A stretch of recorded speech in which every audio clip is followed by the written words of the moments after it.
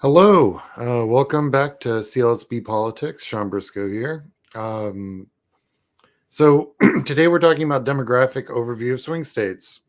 I took all the data from the census. Anyone can go onto their website and grab what I grabbed, but I wanted to talk about a few interesting things. So first, let's look at a poll that I pulled off the other day. Anyway, you've got these are pretty much our swing states. You've got Michigan, Arizona, Nevada, Wisconsin, Pennsylvania, North Carolina, and Georgia. You can see where Harris is. She's made huge moves in Michigan. And that was a place we were seeing lots of problems for Biden. So that's great. The rest of these are pretty much within uh, the plus or minus 3%. So the margin of error.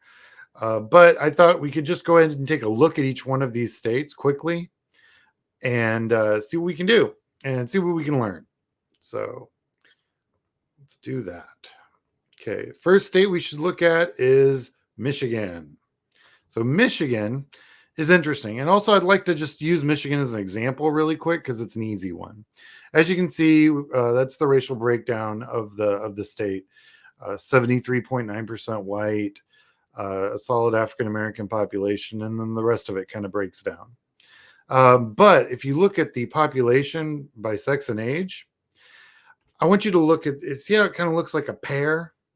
Okay, that peak that's basically between 50 and 70, those are the boomers. That's the largest generation in the history of our country.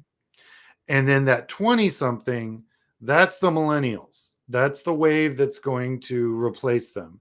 That dip there, that's my generation, the X Gens. Um, we're mostly feral, and that's how many of us apparently survived in Michigan. So that's that. I just want to let you know that's going to be a recurring thing that you see in as we go. And generally, what you see, a pre-industrial healthy demography is going to look like a pyramid, a bunch of young people, and it narrows as everyone gets older because people pass away. Now, what's interesting is that we don't have that because we're industrialized. And basically, we all moved off the farm and decided that maybe having 11 kids was a little bit much because in the farm, 11 kids are like, useful. But once you get in the city, they're mostly like expensive furniture that breaks the other furniture. So you end up having two, maybe one, as opposed to 11. And that's kind of the shift that we've taken over the last 200 years. So we get this interesting wave effect. Now, you can go and Google Japan's demography, and you're going to see that they have real problems. They have a whole lot of people at the top and not a lot of people at the bottom where it's younger. So their tax base is in 20 years is pretty bad. No one's got it worse than China. But that's kind of the quick and dirty on population, sex, and age. I just wanted to get through that so that way you guys can look at these numbers and understand what's really going on. Okay, so that's the racial breakdown of population. Now, the other thing that I look at mostly is population density, and so in the UP, the Upper Peninsula, uh, they don't got a lot. It's a lot of forest. You got what? One, two, three, four, five decent places. Anything dark blue or just lighter than that is an area where it would make sense to actually canvass. That's urban and suburban populations. Anything lighter than that, it's going to be hit or miss. It might be an area that just has enough population where you could be able to canvass parts of it, but the rest of it would be a no go unless you do rural canvassing.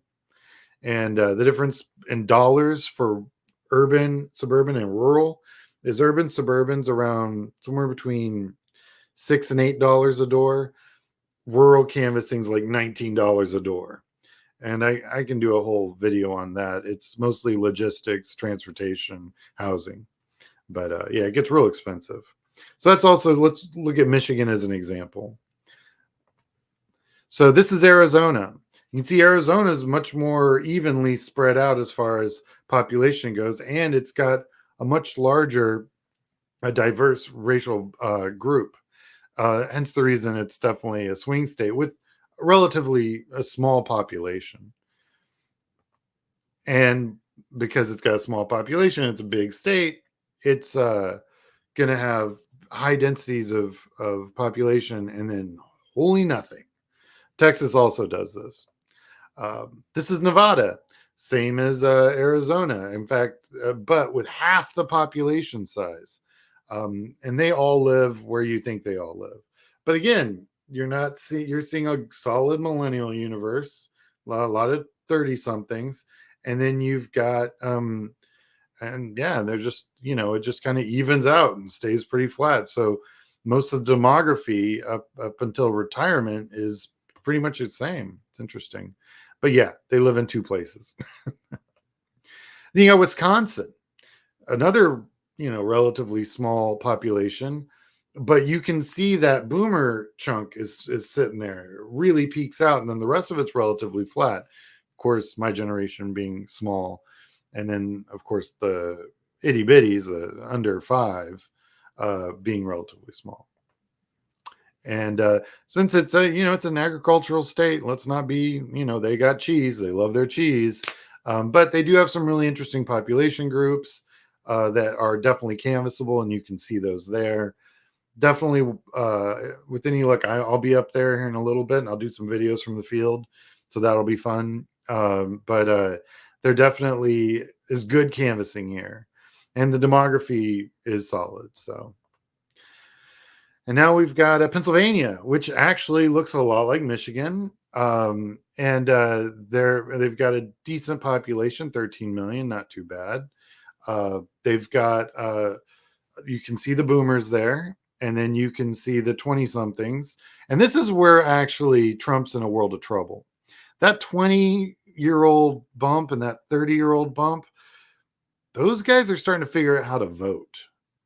And the second they do, Pennsylvania is gone for the Republicans. It's not going anywhere. It's bye-bye.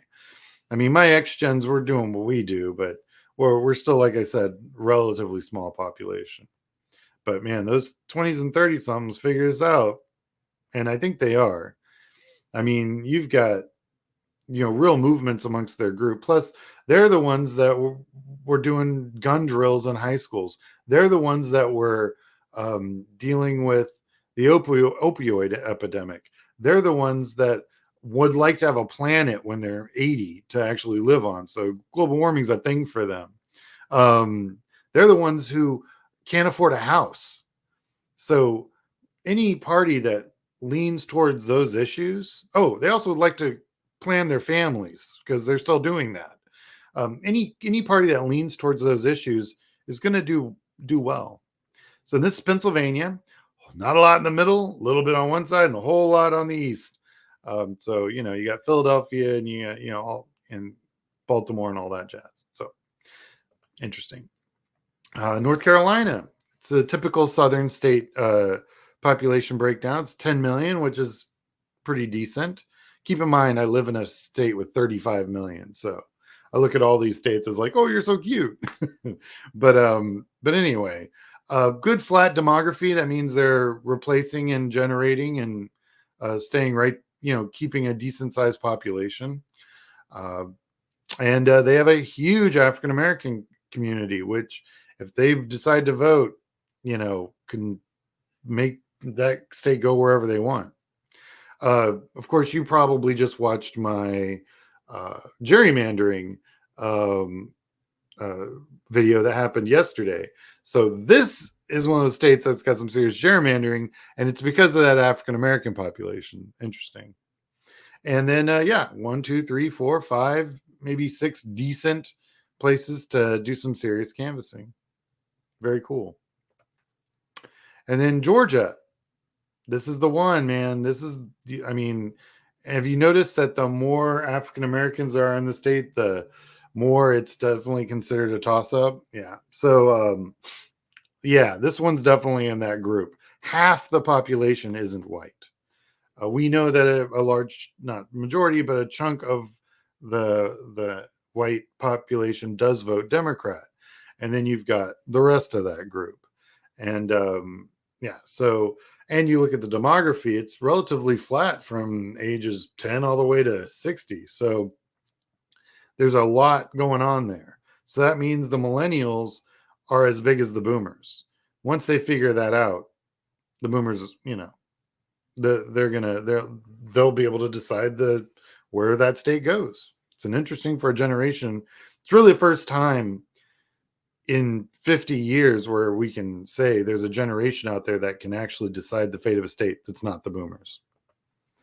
And there's Georgia. Hey, anyone guess where Atlanta is? It's that big old chunk right up there at the top. Yeah. Huge. Atlanta's enormous. People don't realize it's just where everyone is. Yeah. I have a great quote. The chief instrument of American statistics is the census, which should accomplish a twofold object. It should serve the country by making a full, accurate exhibit of the elements of national life and strength, and it should serve the science of statistics by so exhibiting general results that they may be compared with similar data obtained by other nations. It's kind of how we measure ourselves against other countries. That's how we know Japan's got a demography problem. It's what we know China with their one-child policy screwed themselves 40 years ago. And in 10 years, probably won't be much of a country, believe it or not. It's why we know Russia's education system collapsed in 87, and that means all their engineers are 65 or older. That's why they can't repair much of their stuff. Anyway, we do that because we measure things and we use science. Thanks for watching. Like and subscribe. If you'd like to support more of the work I do on this channel, my channel is a PayPal, CLSB Politics. Appreciate any donations. Hope everyone enjoyed this. It's one of my longer ones. Have a great day.